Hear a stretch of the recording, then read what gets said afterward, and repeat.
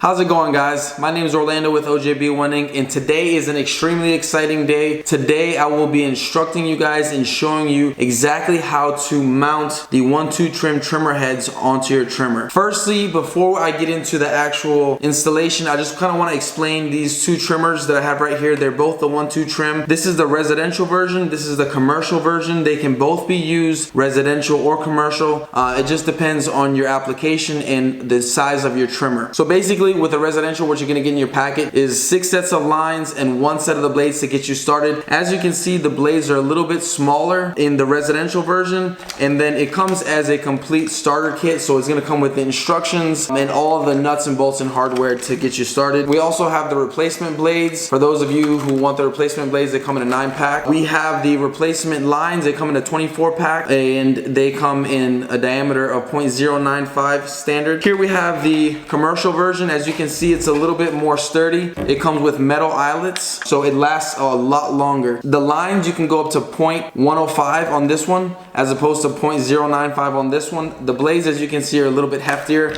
It also comes with instructions and a full set of nuts, bolts, and all the hardware that you need to get you started with this one as well. And we do have the replacement blades as well. So guys, the cool thing about this one that really differentiates itself from different trimmers that are out on the market right now are the blower blades. So we have a set of blower blades for curve shaft, which is a right hand rotation or clockwise rotation, and then a counterclockwise rotation for the straight shaft trimmers. So make sure that when you pick these up, you differentiate which one you need, if you have a curve shaft or if you have a straight shaft. These are super cool. So basically, with this trimmer head, it allows you to use nylon blades and then go directly to lines, and then right after that, if you don't want to go back to the garage and pick up a heavy blower or pick up another machine, you can just simply put on the blower blades, and then you can easily clean up any debris that you have around your house. Now that I've done that, let's get into the installation. Keep in mind, we do have a couple of different trimmers that we're going to be installing it on, so if you don't see yours come up initially, just kind of fast forward and get to the later models that we have. Okay, so when you open up the packet, I don't want you guys to feel overwhelmed because there are going to be a lot of hardware back here, nuts and bolts and different types of spacers, so don't feel overwhelmed. I'm going to explain to you guys how to use each and every one of these. So basically, you're going to have 6 bolts. They're going to look like this. You're going to have 11 nuts. You're going to have a plastic spacer washer, a metal spacer washer, a dome cup. This one specifically is only used for those that have spool heads that are not removable, such as some Ryobis and Troy-Bilts.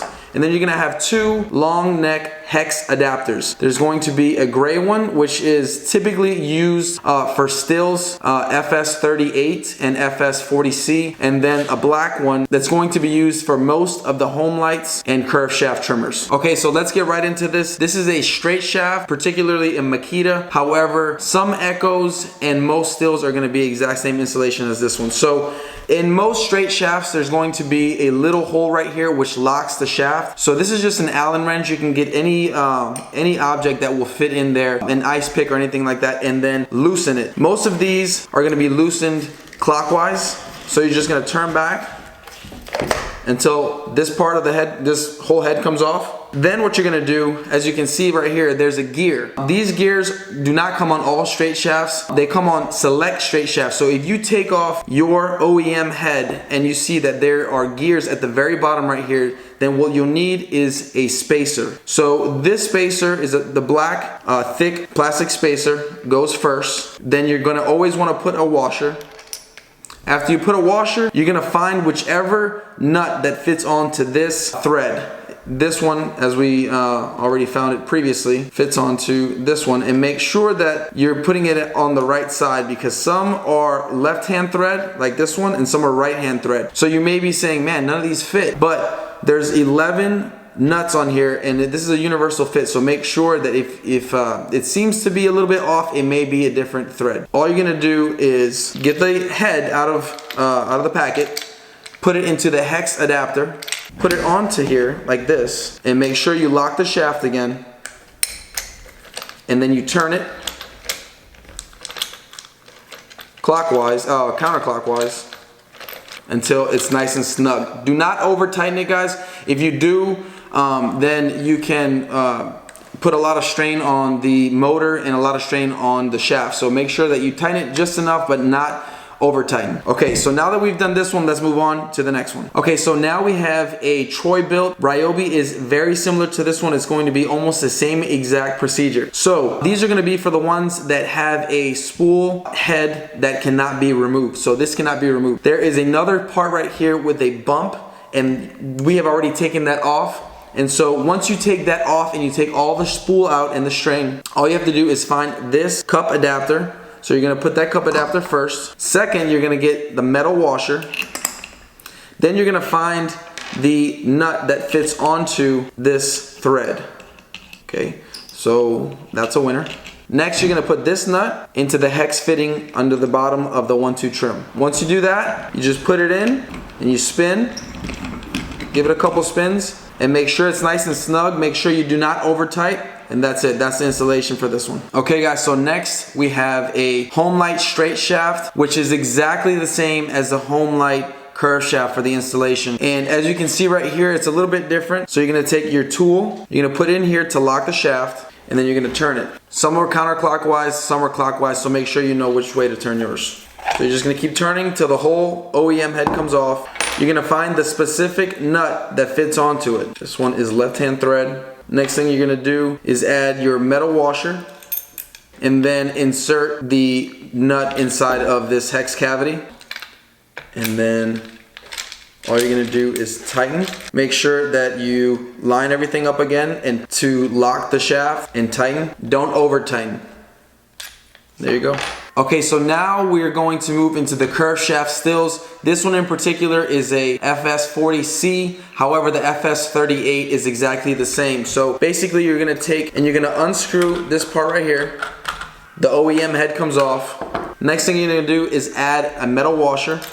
You're gonna find whichever nut fits onto this, which is right-hand thread. You're going to then use this gray long neck adapter, not to get confused with this hex adapter. This black one is for the curve shafts, select curve shafts. This one is gray and it's specifically made for the still.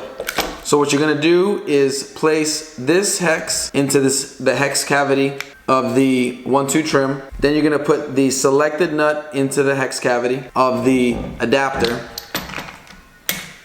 And then you're just gonna give it a couple turns. And next thing you're gonna need is one of these. So make sure you have it nice and tight and then lock it up. Don't over tighten, because then that forms a lot of stress on the motor and you can damage your unit. So tight, snug, but not over tight. Okay, so now we have an older curve shaft, very similar to an older Toro or an older Homelite. So basically with this one, you're gonna go ahead and take the whole spool off, just unscrew it. You're gonna take off this whole housing. That whole OEM head's gonna come off. Next, you're gonna find the appropriate bolt for this one, which is that one. Next, what we're gonna do is add a metal washer.